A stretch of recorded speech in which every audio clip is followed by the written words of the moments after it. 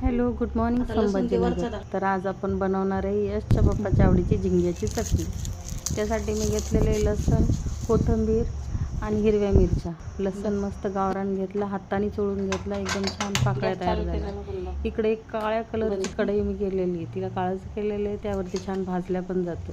कोथिंबीर चिरून घेतली आणि झिंगे पाण्यामध्ये स्वच्छ धुवून घेतले, कारण त्यामध्ये माती लागू शकते ना, त्यामुळे झिंगे स्वच्छ धुवून घेतल्यानंतर कढईमध्ये तेल टाकलं, तेल गरम होऊ दिलं आणि त्यामध्ये हे झिंगे एकदम मस्त फ्राय करून घेतले. फ्राय म्हणजे असे थोडेसे तेल टाकून कडक करून घेतले, कारण कडक केल्यामध्ये आपली चटणी खुसखुशीत लागेल. काढून ते एका बाउलमध्ये काढून घेतले. त्यानंतर परत कढईमध्ये तेल टाकून आपला ठेचा बनवला ना आपण, त्याचा तो टाकून द्यायचा. तो चांगला मस्त तळून घ्यायचा. थोडंसं तेल टाकायचं, तेल कमी वापरलं तरी चालेल, मी पण कमीच वापरले.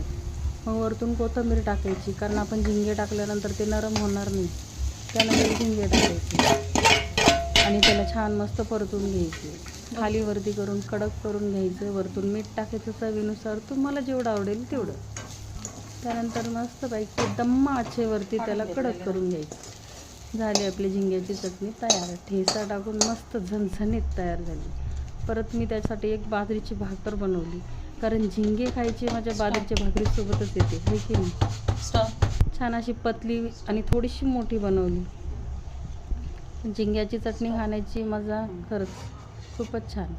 कडक भाकर बनवली मी, अशी दुमडून घेतली आणि त्यासोबत कांदा, नाही तर काय मजा आहे. एक कांदा घेऊन माझ्याकडून यश भैया कांदा फोडून देईल मला. यश भैयाने कांदा फोडून दिला. हे बघा, तयार झाली झिंग्याची चटणी.